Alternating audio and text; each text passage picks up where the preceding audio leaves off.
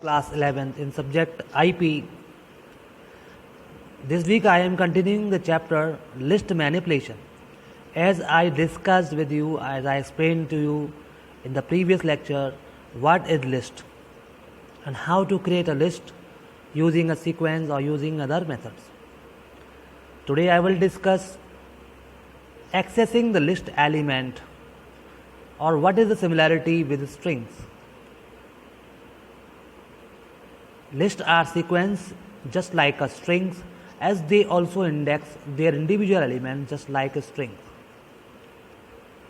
Recall the figure of chapter 4 that talks about indexing in strings. Strings के बारे में आपको मैं पहले बता चुका हूँ. स्ट्रिंग्स जैसे वर्क करती है वैसे ही आप लिस्ट में यहाँ पर इंडेक्सिंग कर सकते हैं. In the same manner list elements are also indexed.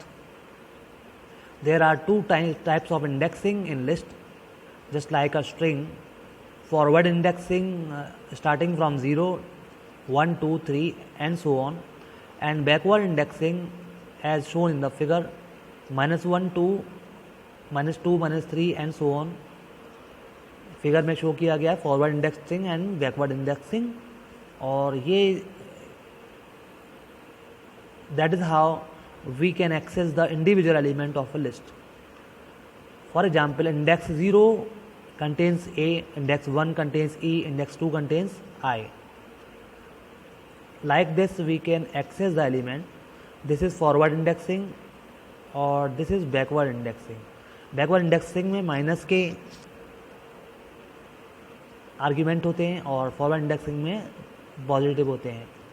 जैसे कि अगर -1 को देखेंगे तो -1 पर हमारा यू स्टोर है.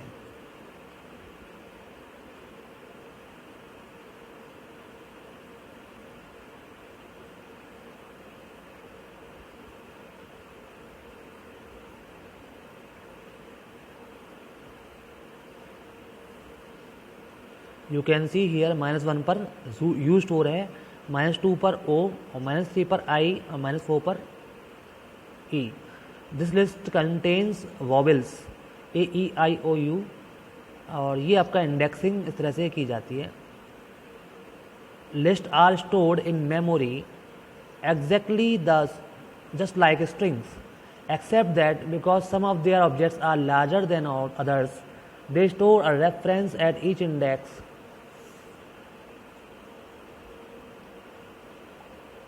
instead of single character as in a string. Each of the individual items of the list are stored somewhere else in memory.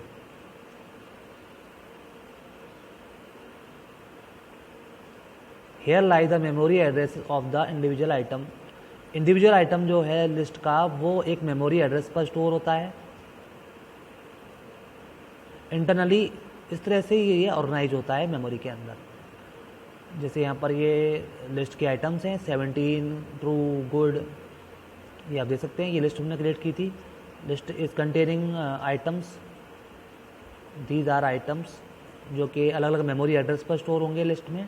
List का नाम है LST.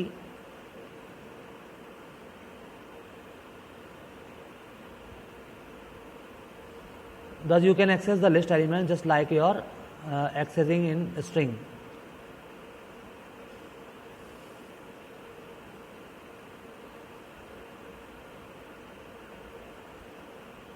List A:B will give you elements between indexes A to B, B-1 and so on. Length function. List are similar to strings in following ways. List में जो function होते हैं वो string जैसे ही होते हैं. जैसे कि आपका length function, it will return the number of items in a list. Indexing and slicing are same as string. Membership operators, as I explained in strings, in or not in operator, similar in strings and list. Concatenation and replication operator. Plus is concatenation operator and asterisk or star is replication operator, as I explained earlier.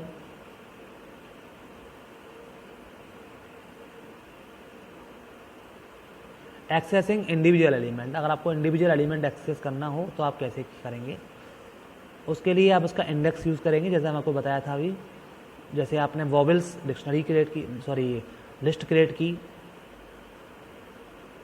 तो vowel list के अंदर जो पहला item है वो हमारा 0 पर store है, जो ए है, तो आउटपुट आएगा ए। जो फोर्थ आइटम है, यहाँ पर आपने देखा 4 लिखा, वॉवेल्स 4, तो इट विल शो यू 0 1 2 3 4। 4 पर हमारा यू स्टोर है, तो इसका आउटपुट आएगा यू। एंड -1 पर यू है और -5 पर ए है। तो this is a accessing individual elements in a list. If you specify any index which is not in the list, then it is out of bound. List index out of range आपका error आएगा, क्योंकि आपने देखा यहाँ पर मैंने vowels 5 लिख दिया है, जो कि 5th एलिमेंट इसके अंदर है ही नहीं, ओनली 0 से लेके 4 तक इसके अंदर इंडेक्स हैं, तो ये आउट ऑफ बाउंड हो गया, इसलिए इसका एरर इस तरह से शो होगा।